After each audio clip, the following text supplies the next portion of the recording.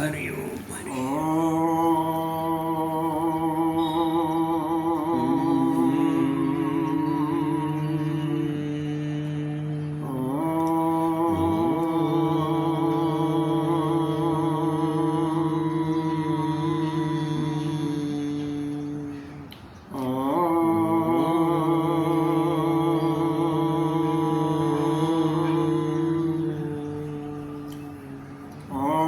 सहनावतु सहनो भुनक्तु सह वीर्यं करवावहि तेजस्विनावधीतमस्तु मा विद्विषावहि। ओम शांति शांति शांति। शंकरं शंकराचार्यं केशवं बादरायणं सूत्रभाष्य कृतौ वन्दे भगवन्तौ पुनः पुनः। ईश्वरो गुरुरात्मेति मूर्तिभेदविभागिनि व्योमवद्व्याप्तदेहाय दक्षिणामूर्तये नमः। अखण्डमण्डलाकारं व्याप्तं येन चराचरं तत्पदं दर्शितं येन तस्मै श्रीगुरुवे नमः। अज्ञानतिमिरान्धस्य ज्ञानाञ्जनशलाकया चक्षुरुन्मीलितं येन तस्मै श्रीगुरुवे नमः। गुरुर्ब्रह्मा गुरुर्विष्णु गुरुर्देवो महेश्वर गुरुः साक्षात् परं ब्रह्म तस्मै श्रीगुरुवे नमः। त्वमेव माता च पिता त्वमेव त्वमेव बन्धो च सखा त्वमेव त्वमेव विद्या द्रविणं त्वमेव त्वमेव सर्वं मम देव देव। गजाननं भूतगणादिसेवितं कपिध्वजम्बो बलचारुभक्ष उमाशतं शोकविनाशकारकं नमामि विघ्नेश्वरपादपङ्कजम्। अनंत श्री विभूषित श्री गजालाठ पंचायती महानिर्वाणी अखाड़ा के वरिष्ठ श्रोत्रिय ब्रह्मनिष्ठ महामंडलेश्वर एवं उत्तर प्रदेश संत समाज के दक्ष श्री सदगुरुदेव भगवान के चरणों में कोटि कोटि नमन बंधन अर्चन। यहाँ के रिश्ता देव आचार्य कृष्ण जी इन सभी के अंतःकरण में विराजमान आत्म सब परमात्मा को नमन करते हैं। इस समय विचार कर रहे हैं सर्व वेदांत सिद्धांत शासन। यह पुस्तक शंकराचार्य जी के द्वारा लिखी गई है, जो कि पहले इसका हिंदी मिलता नहीं था। बाद में मुरादाबाद के शर्मा जी ने उन्होंने इसका हिंदी रूपांतरण किया, तब से ये उपलब्ध है। यह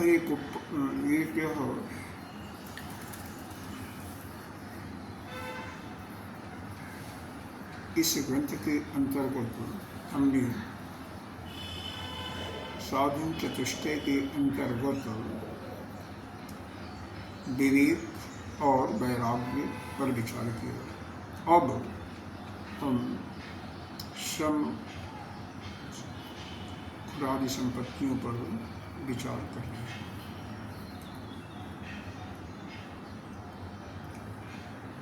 यहाँ पर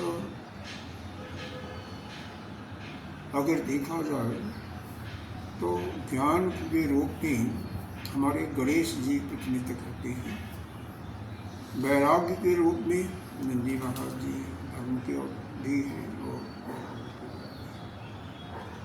खड़ानंद यानी कार्तिकेय जी जो हैं 6 उनके आनंद हैं। और उसी प्रकार से यह 6 इसमें समाधि खड़ संपत्तियाँ होती हैं। यह एक को वह व्यक्त करते हैं, प्रतिपादित करते हैं। शम दम उपरति तितिक्षा श्रद्धा समाधान कर्म, इस पर चर्चा हुई थी। पुनः थोड़ा सा रेफरेंस के रूप में सुन लें। शांति, परम शांति ही शन है, यानी मन को वश में कर लेना, मन का निग्रह ही भक्षण है। निग्रह का मतलब मन अपने आप कहीं न जाए, आप जहाँ चाहें, बुद्धि जहाँ चाहे वहीं जाए। ऐसा नहीं है कि अभी यहाँ है शरीर आपका और चला गया इंग्लैंड या कहीं और चला गया, ऐसा नहीं। तो मन को कंट्रोल करना ही शम कहलाता है। और जब आपकी एकाग्रता होगी तो स्वतः आपको शांति ही मिलेगा। मन का भड़काव होगा तो शांति नहीं होगा। तो शम का तात्पर्य मोटे शब्दों में लेमैन के लिए ही हुआ कि शांति। तो जो शांत है, जिसका चित्त शांत है, वो शम का पालन करना। मन भटकेगा, मन में चंचलता है तो शांति इसको नहीं मिलेगी। दम, हमारी इंद्रियां भी, दम का मतलब इंद्रिय निग्रह, तो हमारी इंद्रियां भी अपने अपने गुण को नहीं। जहाँ मन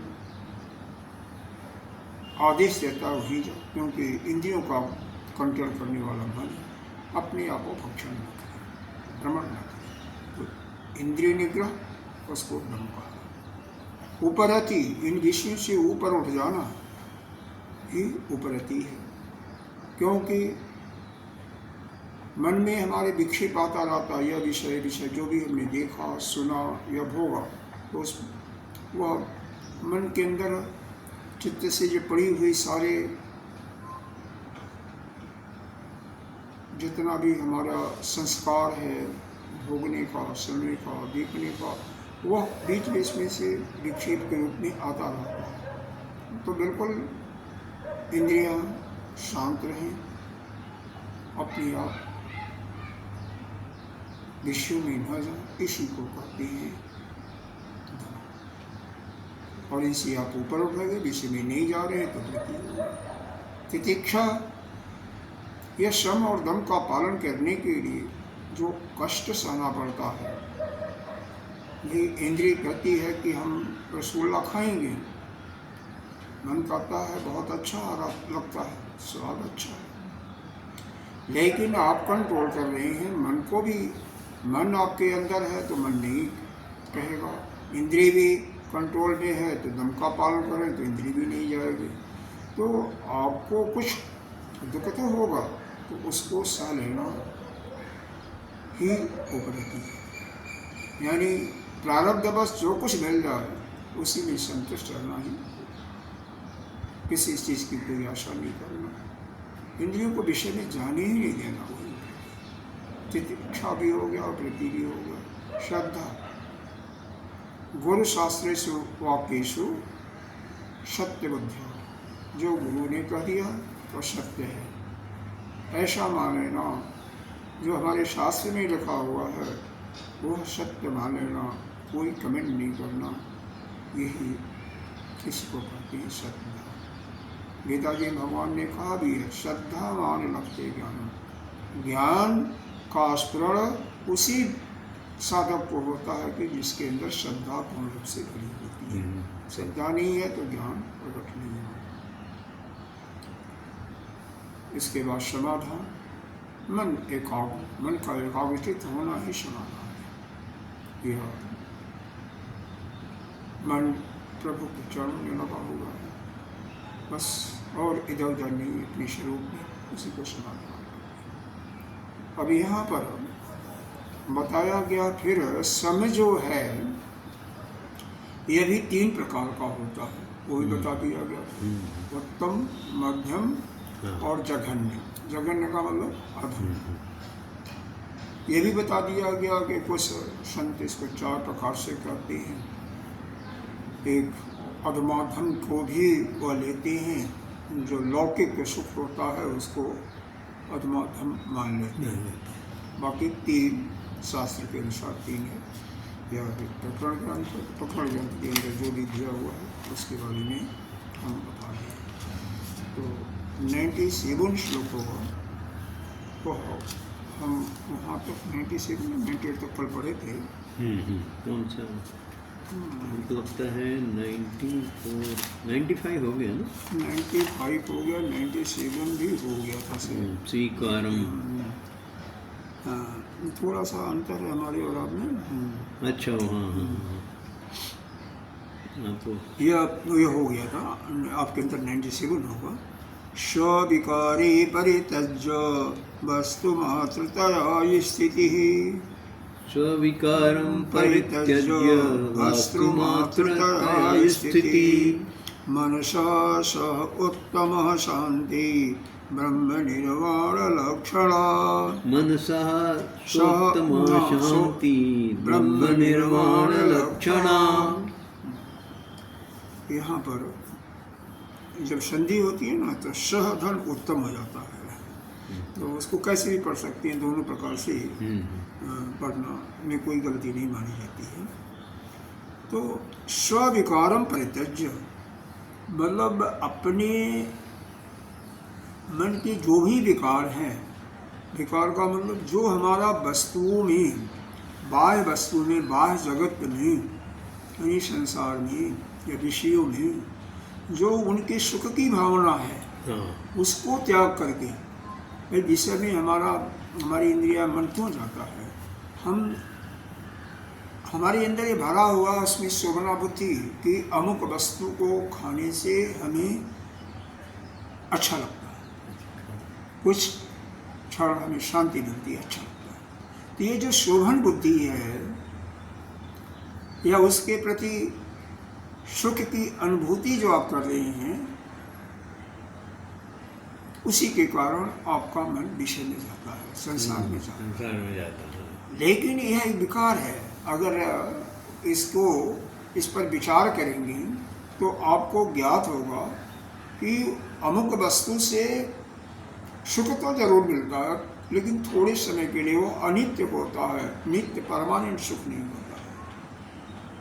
किसी भी इंद्रिय का ले लें, चाहे जिह्वा इंद्रिय का ले लें, रसना इंद्रिय का, चाहे कर्ण इंद्रिय का, चक्षु का, किसी का ले लें, वो थोड़े समय के लिए बहुत सुंदर वस्तु दिखाई दिया, सुंदर फूल, सुंदर वातावरण, सुंदर स्त्री पुरुष बाल बच्चे, सब थोड़े समय के लिए, क्योंकि सभी अनित्य हैं, नित्य तो है ही नहीं है, नित्य तो केवल परमात्मा।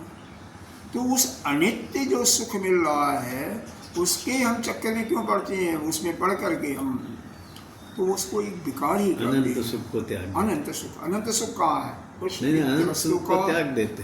हाँ, नित्य को त्याग देते हैं ना। हम जब संसार में पड़े रहते हैं और हमें वास्तव में जो नित्य सुख मिलना है, जब हम अपने अंदर जाएंगे और अपने स्वरूप में ही स्थित हो जाएंगे, वही नित्य सुख मिलता है। कि अपने आत्मा के में जो अवस्थित है, नित्य निरंतर अवस्थित है, वो हमेशा वह आनंद से भरा पड़ा है। लेकिन सुख तो वहाँ है, लेकिन वहाँ पर हम न जा करके बाह्य वस्तुओं में ही, जो कि अनित्य सुख है, थोड़ा सुख है, केवल प्रतीति मात्र है, माया है, उसी में अपने को अच्छा मानते हैं। यह भी जानते हुए कि वहाँ पर सुख थोड़ा मिलेगा तो दुख ज़्यादा ही मिलेगा, लेकिन फिर जैसे किसी की शादी हुई, तो शादी हुई, बढ़िया हुआ कि अच्छा लगेगा, कुछ दिन के लिए सुख मिला, महीना 2 महीना, फिर उसके बाद खड़बड़ होने लगा, बर्तन टकराने लगे, विचारों का मिल नहीं खाना और दुनिया भर का प्रॉब्लम। फिर यह हुआ कि संतान हो जाएगा, बेटा हो जाएगा तो सुख मिलेगा, लेकिन फिर बेटा होने के बाद और बल्कि दुखी होता, क्योंकि हर एक व्यक्ति, जो भी पुरुष है, जो कुछ ले करके आता, कुछ तो दुख ले करके आता है। वही उसके पास अगर दुख नहीं होता तो इस संसार में मृत्यु लोक में क्यों आता, भोगने के लिए आता है ना। अगर 2 आना आपका सुख दुख है ले करके आए हो, तो 2 आना स्त्री का ले लिया, 4 आना हो गया, बच्चा हुआ तो 6 आना हो गया, ऐसे अपना बढ़ाते रहते हो, मित्र मंडली बढ़ती रहती है, तो सब ऐसे दुखी भरता रहता, कुछ नहीं। यह जो हमारे बाह्य विश्व में, यानी संसार में, जगत में जो हमारी शोभन बुद्धि है, या जिसने हमें सुख की अनुभूति को हम अब मान लिए हैं, उसके एक एक दोषों को पर विचार करके जब हम उसको त्याग देते हैं, वैसे नहीं कोई एक एक सोच के उस पर विचार करके कि उसमें क्या भाई थोड़ा सुख मिलता है। जैसे आपने ले लिया, इसका बता दिया बाल बच्चों का, मान लो बहुत अच्छी गाड़ी ही ले लिया, तो उस पर विचार करो क्या दुख है। लेते समय तो ठीक है, ले लिया, बाद में कहीं टकरा गई तो खरोच भी आया गाड़ी में, तो आपको दुख होगा। अगर कहीं एक्सीडेंट हो गया तो और गया, कोई कुत्ता बिल्ली मर गया और कोई किसी ने कंप्लेंट कर दिया तो भी आपको दुखी दुखी परेशानी है। और क्या, जितनी बड़ी महंगी गाड़ी होगी उतना ही पेट्रोल का, उसका मेंटेनेंस का खर्चा भी बढ़ेगा, उतना ही इंश्योरेंस का। तो दुख भाई, पैसा ज़्यादा देना पड़ेगा तो आपको परिश्रम तो करना पड़ेगा उसको कमाने के लिए। और जिसके तो वो पास दुखी है। प्रचुर मात्रा में धन है तो उसको तो प्रचुर फर्क ही मात्रा में तो कहाँ से आया? अरे परिश्रम किया तभी तो आया। नहीं। हाँ, तो उसको दुख नहीं होगा ना। क्यों नहीं दुख होगा? परिश्रम करने में दुख हुआ था ना। मान लो आज हमने रखा हुआ है, आपने रखा हुआ है, तो किस जिस समय आपने परिश्रम किया उस समय तो दुख हुआ था ना। वो तो शुरू में तो धन के लिए ही बताया ना। धन का हमें उतना ही देखो, धन अगर निर्धन है तो उसको इसलिए दुख होता है, उसको भी दुखी बताया कि हमारा धन नहीं, लेकिन एक ही चीज़ का दुख है, केवल हमारे पास धन नहीं बस इसलिए। लेकिन धन है तो वह धन का उल्टा अनाप शनाप खर्च करेगा। धन के मद में वह उन्मत्त हो जाता है। उन्मत्त जब हो जाता है तो खाने पीने का भी उसका कंट्रोल नहीं होगा, यानी इंद्रियों पर कंट्रोल नहीं होगा, तो उसकी पाचन शक्ति भी खराब होगी। और पाचन शक्ति तो खराब होगी, और पाचन शक्ति जाके खा लो तो क्या होगा? सर दर्द करेगा और क्या होगा? दुख ही होगा। हाँ, यहाँ पर बड़ी आंत में यह हमने तो ये रिसर्च करके देख लिया है, कोई भी कर सकता है, और ऐसे डंके की चोट पर करना बिल्कुल सच नहीं। जिसके भी बड़ी आंत में मला जमा हुआ है, यानी बाहर नहीं होता जो खाया, उसमें उसके शरीर में बीमारियां ही होंगी और क्या होगा? गैस तो बनेगा ही बनेगा, और गैस बनेगा तो शरीर में दर्द भी होगा। और बिल्कुल साफ हो जाए, जितना कहते हैं इनटेक लिया और आउटटेक बराबर हो गया। हाँ, इनटेक ज़्यादा हुआ तो फिर प्रॉब्लम हो गई। हाँ, यह जो आपको सूट नहीं करता हुआ केवल स्वाद के कारण से हम लेते हैं। हाँ, ये बात तो है, सही। और स्वाद के कारण से लेते हैं, बाद में दुखी दुख होता है ना जीवा रसना इंद्रिय के बाद। तो यहाँ पर तो यह इसीलिए बताया गया कि कोई भी चीज़ है, किसी चीज़ में बाद वस्तुओं में नित्य सुख नहीं है, थोड़े समय के लिए है, क्योंकि वो वस्तु ही मिथ्या है, देखने में हमें लगती है लेकिन वास्तव में उसकी प्रतीति नहीं है। इस सृष्टि में केवल परमात्मा है, ब्रह्म है, उसके तो कुछ है नहीं। जो कुछ दिखाई दे रहा है वो हमारी शोभन बुद्धि के कारण ही दिखाई दे रहा है। वो मिथ्या के रूप में है, उसे ये सुख मिलेगा वो अनित्य ही मिलेगा, थोड़े समय का होगा। इसलिए ऐसा करके, और जो दोष होते हैं उसको, दोष को देखते हुए उसको निकालना। जैसे धन में उन्मत्ता आएगी, उन्मत्ता से आपका मूढ़ बुद्धि मूढ़ हो जाएगी, फिर आपकी स्मरण शक्ति जाएगी, फिर बुद्धि नाश होगा, बुद्धि नाश से फिर प्राण भी जाएगा। प्राण जाने का मतलब आप अपनी जो आपका जो धर्म है, जिस रास्ते पर जा रहे हैं प्रयोजन को सिद्ध करने के लिए, आत्म कल्याण का, उससे आपकी बुद्धि ही उन्मत्त हो गई, उसी समय मन उन्मत्त हो गया, उसी समय आप वहाँ से अपने जो आपका प्रयोजन है, वो देश है, जो रास्ता है जिस पर चलना चाहिए, उससे आप पीछे हो जाए। तो आप अपने उद्देश्य जब पीछे हो गए, नीचे की तरफ हो गए, विपरीत दिशा में हो गए, तो बोलो क्या है? आप इसलिए यह विचार करके शरीर में ही बताया गया कि शरीर में मल, मूत्र, कफ, वीर्य, पसीना और आँखों में आंसू, रक्त, मांस, हड्डी से इसके फिर कुछ है ही नहीं, ऊपर तो त्वचा का एक पेंट किया गया है बस, और कुछ नहीं। इसीलिए शरीर देखने में अच्छा है या देखने में सुंदर है, इस पर कभी भी विचार नहीं करना। यह देखना चाहिए उसका अंतःकरण कैसा है, तो उसके अंदर क्या राग और द्वेष नहीं है, राग द्वेष नहीं है किसी के प्रति, उसके अंदर बुरे भाव नहीं आते, तो वही अच्छा है। शरीर कैसा भी हो, शरीर से कोई लेना नहीं होता। तो यह यहाँ पर यही बताया जा रहा है। उत्तम शांति या उत्तम सम किसको कहते हैं? जो संसार के विषयों में अपना शोभन बुद्धि है, यानी सुख की प्राप्ति की बुद्धि है, उसको विचार करके त्याग देता है। और फिर वस्तु मात्र में, वस्तु मात्र क्या है? यहाँ पर वह अपनी आत्मा को ही वस्तु मात्र कहा। मनुष्य सो उत्तमा शांति, उसी में अवस्थित है, अपने स्वरूप में स्थित है। उसके अतिरिक्त बाहर की वस्तुओं को पूर्ण रूप से त्याग दिया तो बाहर क्यों जाएगा? वो अपने अंदर ही, और वो भी अंदर तभी जाएगा जब उसके अंदर लगन होगा, ध्यान करेगा, तभी तो ध्यान के माध्यम से अंदर जाएगा। बाहर क्योंकि उसके गोलक जो है बाहर तो है ना, तो जाएं, लेकिन उधर मन को ना ले जाए तो कोई बात नहीं है। सही बात, वहाँ पर बहुत कंट्रोल करने की बात है। फिर यहाँ पर यही बताया कि मन के विकार को एक साथ त्याग करके केवल परमार्थ वस्तु रूप से अपने स्वरूप में स्थित हो जाना ही, इसी को कहते हैं उत्तम शांति।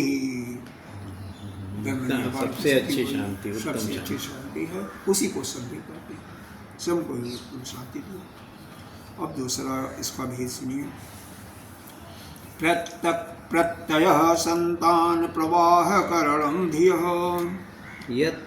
अब थोड़ा नहीं, प्रत्यय ना? हाँ, प्रत्यय संतान, प्रत्यय संतान प्रवाह करणम धियः, प्रवाह करणम धियः। यदेषा मध्यमा शांति, यदेषा मध्यमा शांति, शुद्ध सत्यैक लक्षणः, शुद्ध सत्यैक लक्षणा। प्रत्यय संतान, प्रत्यय संतान प्रवाह करणम धियः, प्रवाह करणम धियः। यदेषा मध्यमा शांति, यदेषा मध्यमा शांति, शुद्ध सत्यैक लक्षणः, शुद्ध सत्वैव लक्षणा।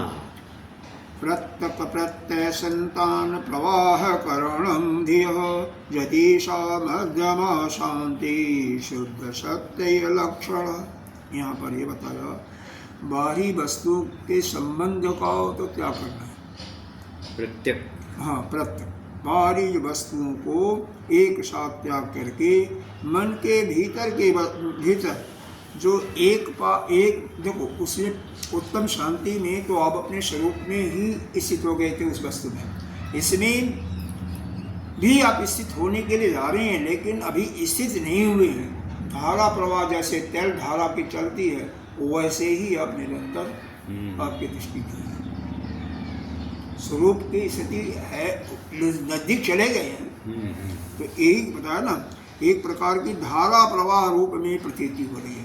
आपको ऐसा मालूम हो कि आप वह जो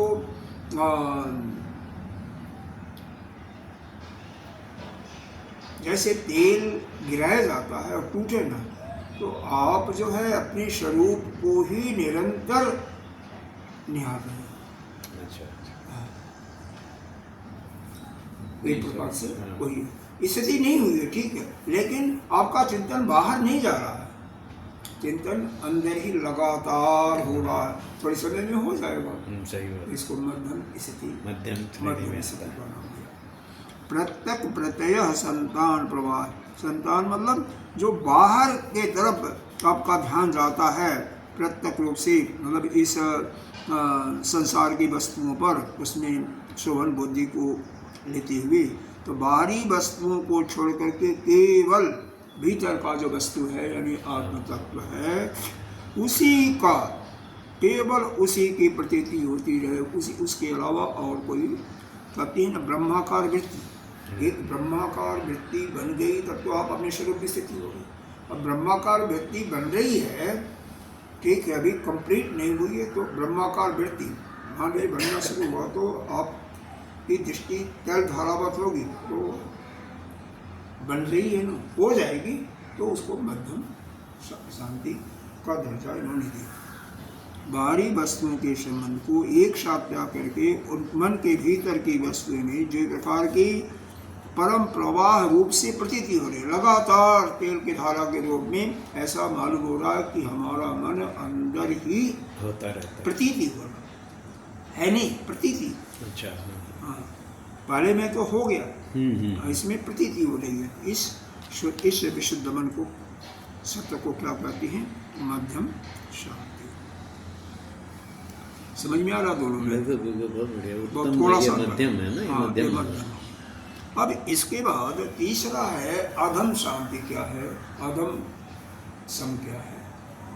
तो अधम सम के बारे में इसको बताए, ये भी कह सकते हैं कि अधम कहना, अब ठीक है शास्त्र में लिखा हुआ तो उसको हम नहीं कर सकते, क्योंकि थोड़ा सा ये होता है कि जो इस मार्ग में चला वह अरबों से ऊपर है, उसके नीचे दबे हुए हैं, तो भी अधम तो नहीं हुआ, लेकिन शास्त्र में लिखा हुआ तो इसको मान लेते हैं, क्योंकि उसने भी बाहर वस्तुओं को त्यागा।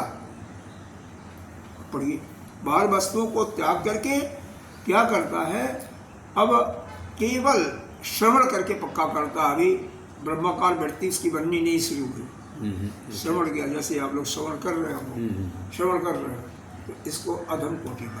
अच्छा, श्रवण करके और अपने अंदर बैठ गया कि हाँ यह ऐसा है, ऐसा करना चाहिए, संसार में सब कुछ झूठा बेकार है, झूठा है, मिथ्या है, केवल एक ब्रह्म ही सत्य है, ऐसा कम से कम थ्योरी पोर्शन पक्का हो गया, प्रैक्टिकल तो नहीं शुरू हुआ, तो समझो कि यह अधम है। मानते तो बहुत लोग हैं जो आप बता रहे हो, मानते हैं तो ठीक है, तो मानते कितने होंगे?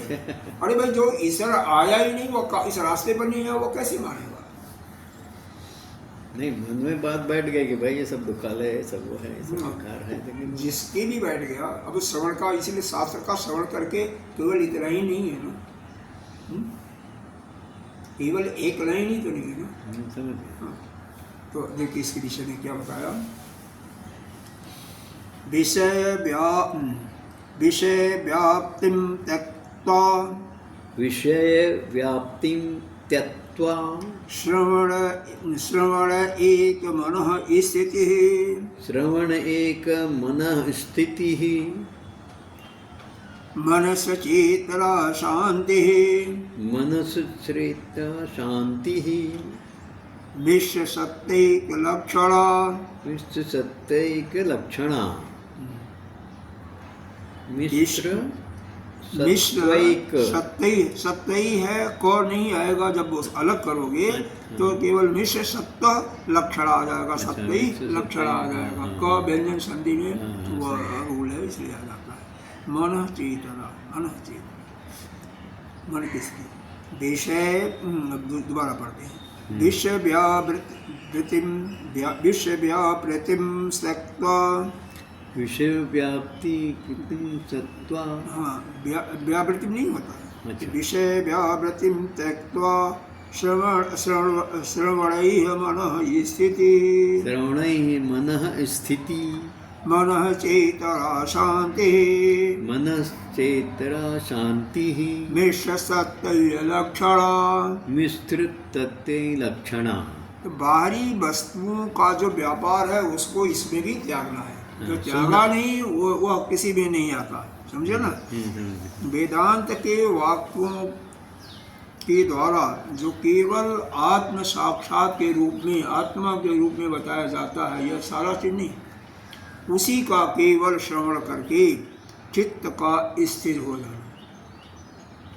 हो जाता है, यह हो जाना है। इसी चित्त का, इसी लक्षण को हम कहते हैं अधम लक्षण, या इसको प्रारंभिक कोटि का हम कह रहे हैं, इसको मिश्र सत्य कहते हैं, क्योंकि बाहरी वस्तुओं को त्यागा, लेकिन अभी पूर्ण रूप से त्याग तो दिया, उधर मन नहीं आपका जा रहा, क्योंकि सत्य रज तम 3 गुण होते हैं ना, तो रज और तम का आता रहता है ना। जब तक आपकी उस ब्रह्माकार वृत्ति बनेगी नहीं, बिल्कुल आप उसमें स्थित नहीं हो जाएंगे, तो विक्षेप होता रहेगा। अरे आप सत्ता देखो, कम से कम पहले से बहुत कर रहे हो, इस लाइन पर चल रहे हो, और मेरे ख्याल से 6-7 महीने 8 महीने से तो लगातार चल ही रहे हो, कुछ न कुछ तो कर ही रहे हो। अगर नहीं हो रहा तो वीडियो पर तो देख ही रहे हो, सुन ही रहे हो। तो यह बाहर की वस्तुओं को पूर्ण रूप से तो नहीं त्यागी गई, और त्याग भी दिया है जिसको, उसका भी विक्षेप आता रहता है, जो गुण के अंदर आता रहता है। हमें मालूम है कि जैसे भुइयाँ है, अरवी है या मटर है, ठीक से पका नहीं है तो वो हमारे लिए नुकसानदायक है, हमारे पेट में डाइजेस्ट नहीं होगा, लेकिन फिर भी कभी कभी चलता ही जाता है। तो ऐसी स्थिति है। तो यहाँ पर जो लिखा हुआ है कि बाह्य विषयों को तो पूर्णतः आपने त्याग दिया है, लेकिन अभी ब्रह्माकार वृत्ति नहीं बनी है, बनना भी नहीं शुरू हुआ है। तो बाहर के विषयों को त्याग करके केवल अंतर जो अंतःकरण में आत्मवृत्ति है, उसी के बारे में संत से, गुरु से श्रवण करके पक्का कर, उसी को हम कहते हैं अधम शांति। शांति तो मिलती है ना, समझ गया।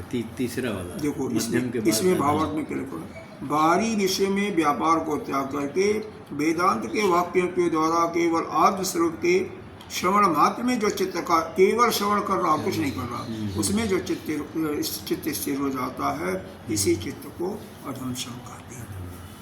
मतलब अभी वृत्ति बनना शुरू नहीं हुई, ब्रह्माकार वृत्ति बनना नहीं शुरू हुई, मतलब ये स्टार्टिंग है, स्टार्टिंग। लेकिन कम से कम श्रवण कर चुका है, श्रवण कर रहा है ना, उसी का आत्मा के बारे में, आत्मा क्या है, अनात्मा क्या है, यह पक्का करके, तो यह इसमें अदम कोटि का कहे गए, प्रारंभिक साधक, प्रारंभिक कोटि का साधक कर सकते हैं। अदम कहना थोड़ा साफ शब्द अच्छा नहीं लगता, लेकिन हमारे आदि गुरु शंकराचार्य ने लिखा नहीं ठीक है, अदम का मतलब उन्होंने बोला कि ऊपर उठो। नहीं, यहाँ पर जिघन ने एक से दिया हुआ, जघन ने दिया हुआ है, जघन ने बता दिया। हाँ, सब लोग ठीक है, नहीं अच्छी बात है। तो अब इसके बाद ये 3 हो गए, उत्तम, मध्यम और अधम। उत्तम मतलब जो अपने स्वरूप में स्थित हो चुका है, शॉर्ट फॉर्म में या लेमैन की तरह। मध्यम का मतलब बाहरी विश्व, बाहरी व्यापार वहाँ भी बंद हो गए हैं, उत्तम में भी, मध्यम में भी और अधम में भी। बाहरी वस्तुओं का तो बंद है, लेकिन उत्तम में वह अपने एक ही आत्मस्वरूप में ही रमण कर रहा, इसी में स्थित है। दूसरे में आत्मस्वरूप में, मध्यम में रमण करने की उसको प्रतीति हो रहा, भान हो रहा है, वो नहीं। और तीसरा में श्रवण मात्र से पक्का हो चुका है, सुन करके पक्का कर चुका है, वेदांत के वाक्यों को गुरु से और सत्य से सुन करके पक्का हो चुका है, लेकिन अभी आगे नहीं बढ़ रहा है। आगे अभी बढ़ रहा है, क्यों नहीं बढ़ रहा, अभी बढ़ेगा ही, पहुंच नहीं पा रहा है। अरे पहुंच जाएगा, ऐसा कुछ नहीं है। देखो, एक देखो, मान लो आप मार्ग पर है, मार्ग पर है ना, मान लो ट्रेन आपको बॉम्बे से छूटी और जाना है आपको, मान लो बनारस जाना है, काशी जाना है, तो जो पहुंच गया, बनारस पहुंच गया, भगवान के दरबार में अपना बैठ भी गया शांति से, वहाँ पर आनंद ले रहा है, वह तो उत्तम स्थिति हो। उत्तम स्थिति, बढ़िया दृष्टांत। दूसरा मध्यम, वह भी पहुँच गया, बाहर के वस्तु सब त्याग गया गंगा स्नान के लिए, लेकिन अभी शिव जी के मंदिर में पहुँचा तो है, लेकिन अभी बैठ भी चुका, लेकिन अभी वह पक्की स्थिति नहीं हुई। और तीसरा अभी जा रहा है, यहाँ से चला भी, लेकिन पहुँच जाएगा, यह हो गया, उसका निश्चित तो हो गया कि हम पहुँच जाएंगे इतने समय में। यहाँ पर तो समय का नहीं, लेकिन पहुँच तो जाएंगे, चल तो दिया, तीनों उसी रास्ते पर है। एक पहुंच गया, हाँ, एक पहुंचने के बाद उन्हें स्थित भी मध्यम होगा, में अपने हो स्वरूप गया। में जो करना था वो कर चुका है प्रकार से। और तीसरा जो है अभी पक्का हो गया कि यह बस हम इतने टाइम हो जाएगा, लेकिन अभी सही। ऐसे समझ। अब अगला श्लोक देखिए। प्राच्य उदीच अंग सद्भावे प्राच्य उदीच्य संग सद्भावे समः सिद्ध्यति नान्यथा क्षमा सिद्ध्यति नान्यथा तीव्र विरक्ति प्राचांग तीव्रा विरक्ति प्राच्यांग उदीचांग दमादयः मुदीच्याङ्ग दमादयः प्राच्य उदीचांग सद्भावे प्राच्योदित्याङ्ग सद्भावे समः सिद्ध्यति न अन्यथा क्षमा सिद्ध्यति नान्यथा तीव्र विरक्ति प्राचांग तीव्रा विरक्ति प्राच्यांग उदीचांग दमादयः। मुदीच्याङ्ग दमादयः। अब इसमें क्या बता रहे हैं? प्राच्य माने पहले का, पूर्ववर्ती, और उदीच माने बाद का। उदीच माने बाद का, उत्तरावर्ती। तो पास्ट एंड फ्यूचर। हाँ, अभी जो यह दम की बात हो रही है ना, या सम की बात हुई है ना, तो इसके दम की बात जो करने जा रहे हैं, तो पूर्ववर्ती और परावर्ती या उत्तरवर्ती अंग के विद्वान होने पर क्या है? सम सिद्ध हो गया।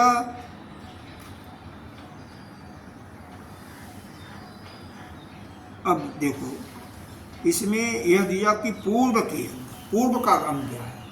सम के पहले कब आया? पहले आया आपका विवेक और फिर आया वैराग्य, जो पढ़ाया गया। तो विवेक और वैराग्य, यह पूर्व में आपका भावना पक्का हो गया।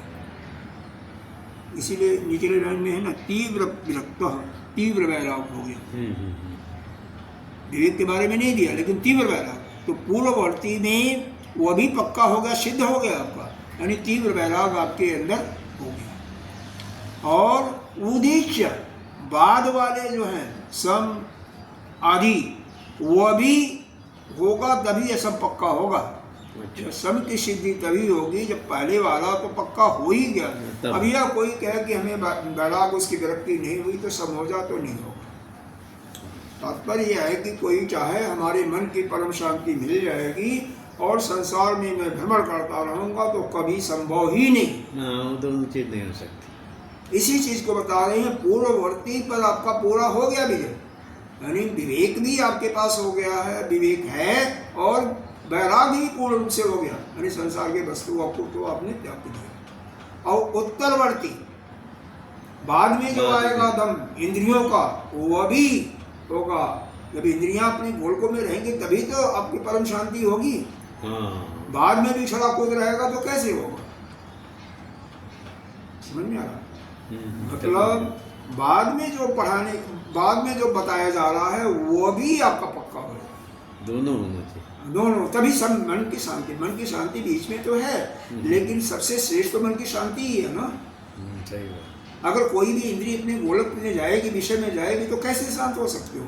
नहीं होगा। इसीलिए पूर्ववर्ती और उत्तरवर्ती दोनों की बातें हो रही हैं। चूंकि सब बीच में आ रहा है, मध्य में आ रहा है, इसके पहले जो पोर्शन पढ़ाया गया है, जो बताया जा रहा है, वो भी पक्का हो जा, दृढ़ता हो जा, और बाद में जो आने वाले हो वह भी आपका पक्का हो जा, तो फिर यह परम शांति की दोनों होना चाहिए।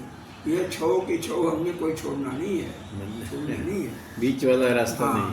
अभी इसी को देखो ना, प्राचो उदीच, मतलब प्राच्य माने पूर्ववर्ती, उदीच माने बाद वाला, सद्भावे समसेद्यति न था। तो जब दोनों जो हैं, पूर्ववर्ती पूर्व में होने वाले और उदीच कहिए या उसके पीछे होने वाले, यह दोनों अंगों का जब सद्भाव हो जाता है, जब दोनों पक्के हो जाते हैं, तभी यह सब की सिद्धि होती है। ये समझ में, पहला भी पूरा और बाद वाला भी पूरा, तभी यह संबंध आपका परम शांति में प्राप्त होगा। इसीलिए फिर अगली लाइन में स्पष्ट भी किया, तीव्र विरक्ति, तीव्र वैराग्य। वो वैराग्य नहीं, मरकट का वैराग्य नहीं, शमशान का वैराग्य नहीं, पक्का वैराग्य। हाँ, पक्का वैराग्य। प्राचा, पहले यह तीव्र वैराग्य हो जाओ का यह पूर्व का अंग है, और उदीचा अंग दम आदि, और बाद वाला अंग जो है दम और आदि, जिसको भी बताया गया है। दम है, उपरति है, तितिक्षा है, श्रद्धा से। तो पहले वाला भी पक्का, बाद वाला भी पक्का हो जाएगा, तब जाकर के बीच वाला सब पक्का होगा। अच्छा, व्यवहार के दृष्टि में देखो, व्यवहार के दृष्टि में दृष्टांत में कैसे इसको दिया जाए।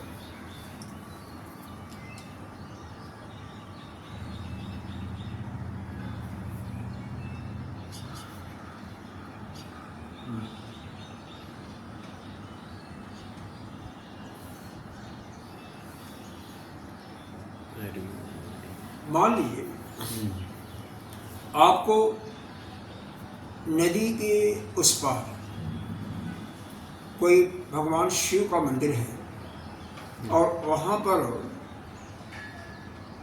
जाकर के जल चढ़ाना है। अब वहाँ पर अगर जल चढ़ा देते हैं, वहाँ पर जल चढ़ा देते हैं, तो भगवान की ऐसी कृपा है कि आप आगे का रास्ता, क्योंकि बीच में एक रास्ता जो गया है भगवान के मंदिर से होते हुए ही गया है। अच्छा, वो आगे की। हाँ, कोई ऐसा रास्ता है, इधर है, बीच में मंदिर आ गया, अब मंदिर के बाद आगे का रास्ता क्लियर है, आगे ठीक ठाक है। लेकिन ये उदाहरण यहाँ पर सटीक नहीं होगा ना, क्योंकि बीच का है ना। हाँ हाँ, ठीक है, बाद में है, बाद में मंदिर के बाद में मान लीजिए शेर है। अच्छा, शेर है और इधर नदी है। तो अगर भगवान के मंदिर में आप जाकर के भगवान की पूजा अर्चना ठीक रूप से तभी कर सकोगे कि पहला काम पूर्ववर्ती जो है नदी को अपने पार कर ले।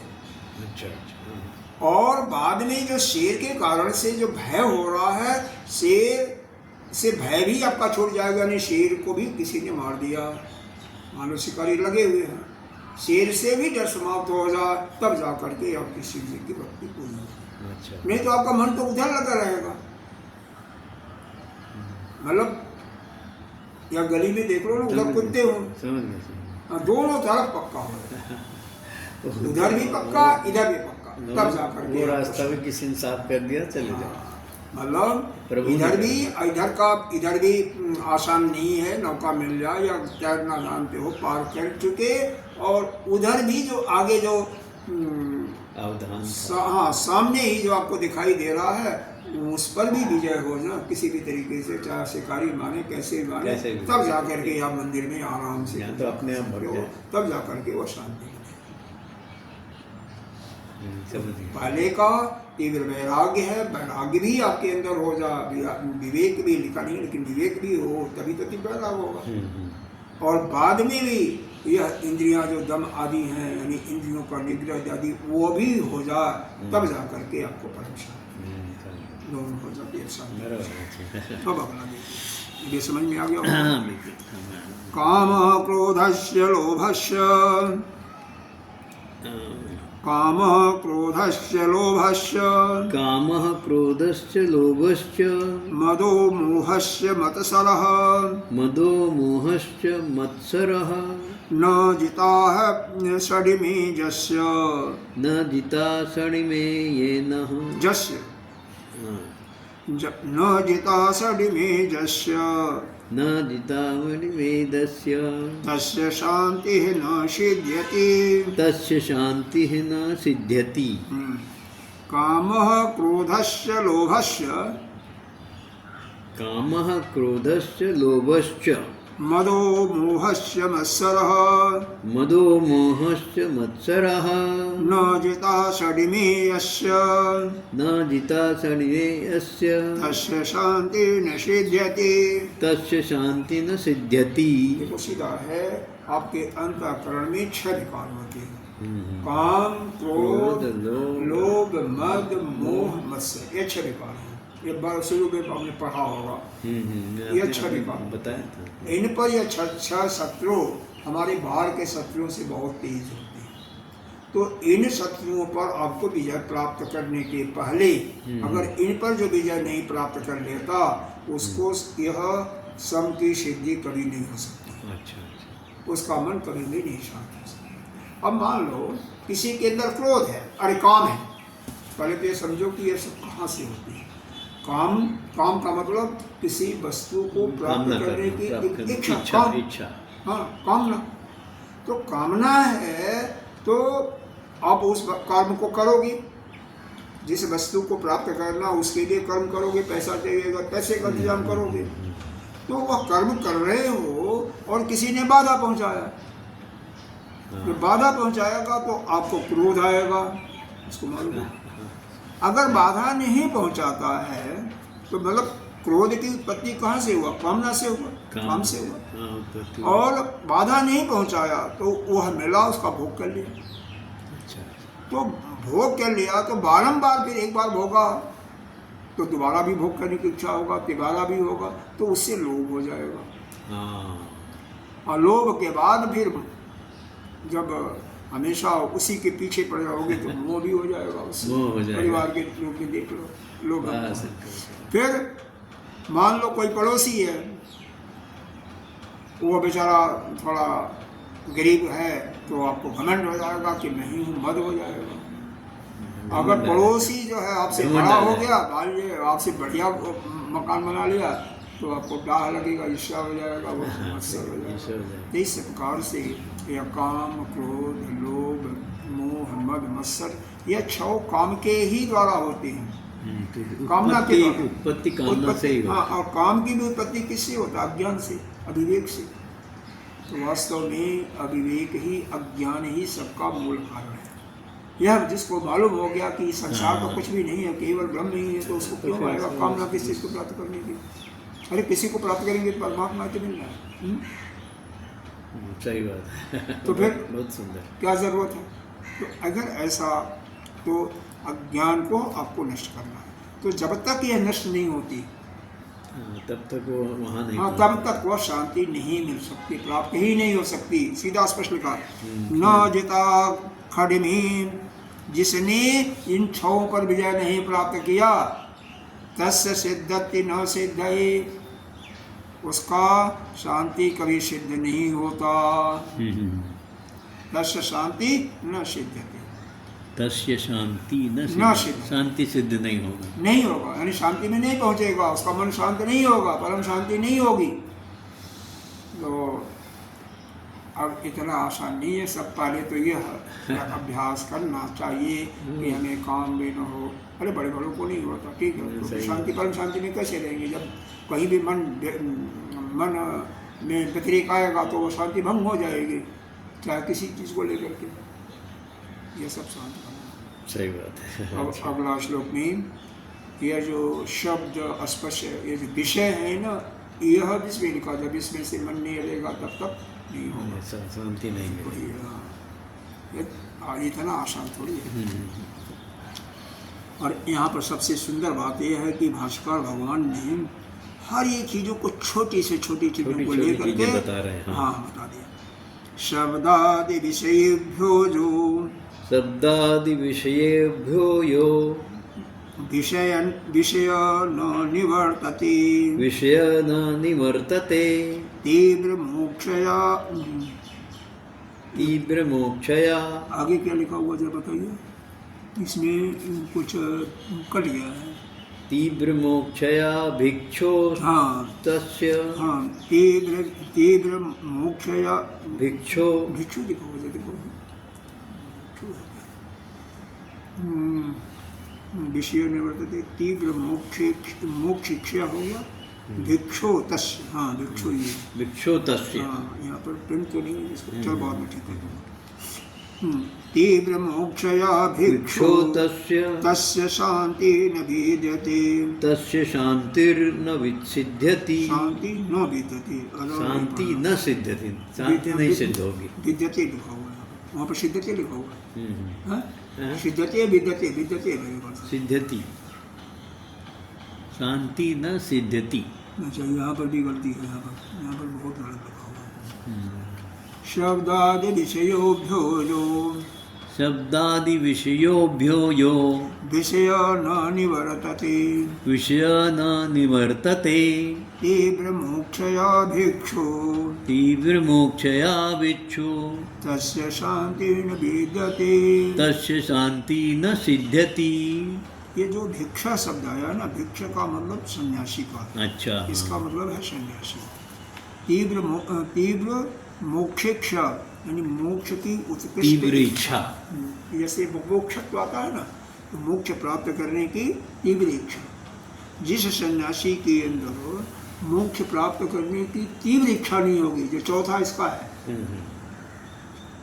विवेक, वैराग्य, समाधि, सटक संपत्ति और मुमुक्षत्व, तो वह मुमुक्षत्व वाला जो चौथा है, जब तक वह तीव्र इच्छा नहीं होगी जिसके अंदर में, भाई सब कुछ है, मान लो बढ़िया आपको 56 प्रकार का व्यंजन बना दिया आपके घर वाले ने, सब बना दिया या बहू ने बना दिया, आपके पास रख भी दिया और आपका मन नहीं कर रहा, अंदर से पेट कर रहा है कि कुछ खा लेंगे तो उल्टी हो जाएगी, तो आपके लिए सब बेकार हो जाएगा। तो उसी प्रकार से जब तक आपके अंदर तीव्र इच्छा नहीं होगी, मोक्ष प्राप्ति करने की इच्छा नहीं होगी, किसके लिए? उस सन्यासी के लिए। सन्यासी का मतलब जो इस रास्ते पर चलना चाह रहा है, जो सन्यासी संसार छोड़ दिया तो सन्यासी है ना, संसार के सभी चीजों से तो अपना विरक्त हो गया, तो सन्यासी उसको कहेंगे सन्यासी नहीं है। चाहे किसी भी कपड़े में कपड़े से मतलब नहीं है, सही बात। तो संसार से जो विरक्त हो गया वो सन्यासी।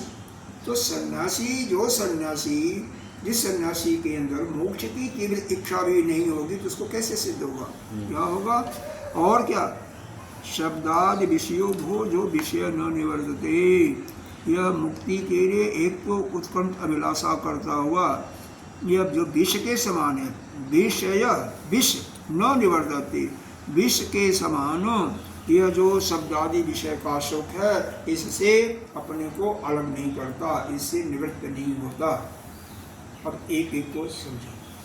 शब्द का सुनने का मतलब, मान लो आपको शब्द कहाँ से आता है? कान से सुनना। कान से आता है। यह इंद्री नहीं है, गोलक है, इतना समझो। इंद्री तो अंदर है, अंतःकरण है। तो इससे मान लो किसी को बहुत बढ़िया गाना का, लता मंगेशकर का या किसी का सुनने की इच्छा, बारंबार सुनता है। कोई फिल्मी गाना दूसरे टाइप का जो कि श्रृंगार रस से बड़ा, उसको सुनता है, और जब से उसको निवृत्त नहीं होगा तब तक उसका यह कर्ण भगवान के शब्दों को, भगवान के द्वारा कहे हुए चीज़ों को कैसे सुने? तो शास्त्र में लिखा हुआ उसको कैसे सुने? नहीं पापा। तो शास्त्र में जो लिखा हुआ है उसको सुनने के लिए भजमन नारायण नारायण नारायण, भजमन नारायण नारायण नारायण, भजमन नारायण नारायण नारायण। तो शास्त्र में जो लिखा हुआ है, भगवान के मुख से जो निकला हुआ है, भगवान जो हमें बताया समझाया है, वो हम तभी समझ सकेंगे जबकि हमारा कर्ण इंद्रिय जो है वह बाह्य वस्तु तो नहीं सुनना चाहिए। मान लो थोड़ा सुन लेंगे, उसे नहीं होगा। यहाँ तो यह है कि पूर्ण रूप नित्य से निरंतर केवल आपका प्रभु का ही। इसी प्रकार से रूप। अब हमारे सामने सुंदर सुंदर लड़कियों का देखने का आदत है, या सुंदर सुंदर फूल, बगीचा, नदी, रमणी, यह देखने का है। हाँ? तो चक्षु वाला, फिर हमारा चक्षु उस परमात्मा के मंदिर में कैसे जाएगा? इसी प्रकार से ध्यान इंद्रिय का ले लो, केवल यह हमारी यानी सभी इंद्रियां बाह्य विषयों में बिल्कुल नहीं, जहाँ तो केवल परमात्मा है। रचना इंद्रिय किसी सुख में न, कहीं नहीं। पेट भरने के लिए खा लिया ठीक है, ऐसा भी है, खा लो, सुखा कर स्वाद का मतलब नहीं।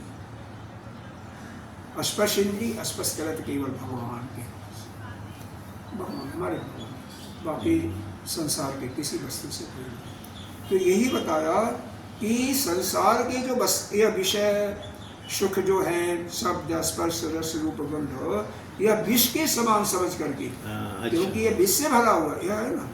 विश्व शब्दादि विषयोभ्यो जो विष न निवर्तनते, विष को समझ करके नहीं उससे छोड़ा, इसको विष को समझ करके कि यह सब तो विष से भरा हुआ है, उसे निवर्तन कीजिए।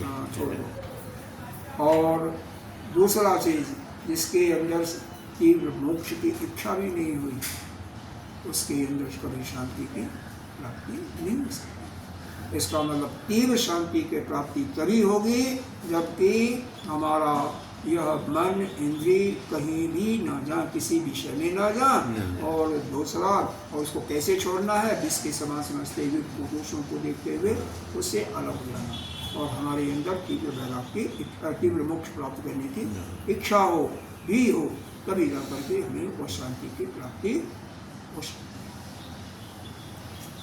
और श्लोक पढ़ा में या रहने देंगे? पढ़ लीजिए। हाँ, पढ़ लीजिए। हाँ, ये पढ़ लीजिए। लेकिन ये पढ़ने से नहीं, इसको अपने अंदर बैठाना। हाँ हाँ, वही कल मैं पूछूंगा आज जो पढ़ा था वो क्या। ठीक है। ये नाराज, येन न आराधितो देवो, येन नाराधितो देवो, यस्य नो गुरु अनुग्रह, यस्य नो गुरुव अनुग्रह, न वश्यं हृदयं यस्य, नावश्यं हृदयं यस्य, तस्य शान्ति निषीध्यते, तस्य शान्ति न सिद्ध्यति। येन न आराधितो देवो, येन नाराधितो देवो, यस्य नो गुरु अनुग्रह, यस्य नो गुरु अनुग्रह, न वश्यं हृदयं यस्य, नावश्यं हृदयं यस्य, तस्य शान्ति निषीध्यते। तस्य शान्ति न सिद्ध्यति। देखो क्या बताया, जिसने देवों का आराधित हो, आराधना नहीं किया, आराधना जिसने नहीं किया, देवताओं की कभी पूजा आराधना नहीं किया, जस्य नो गुरु अनुग्रह, और जिस पर गुरु का कृपा नहीं है, अनुग्रह उनका प्रसाद, कृपा प्रसाद नहीं है।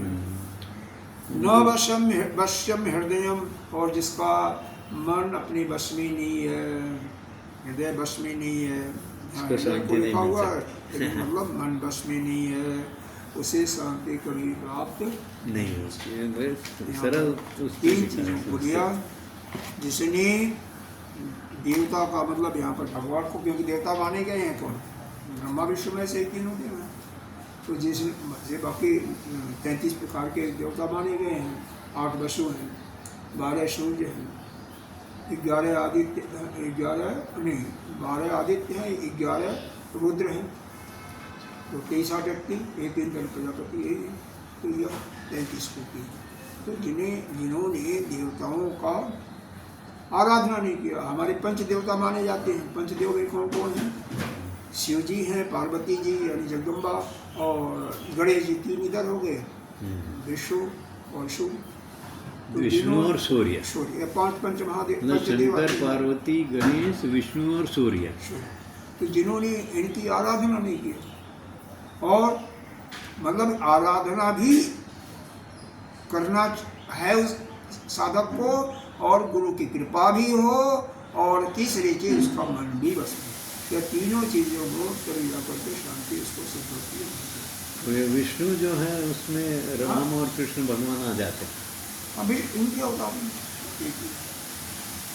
ओम पूर्णमदः पूर्णमिदं पूर्णस्य पूर्णमादाय पूर्णमेवावशिष्यते।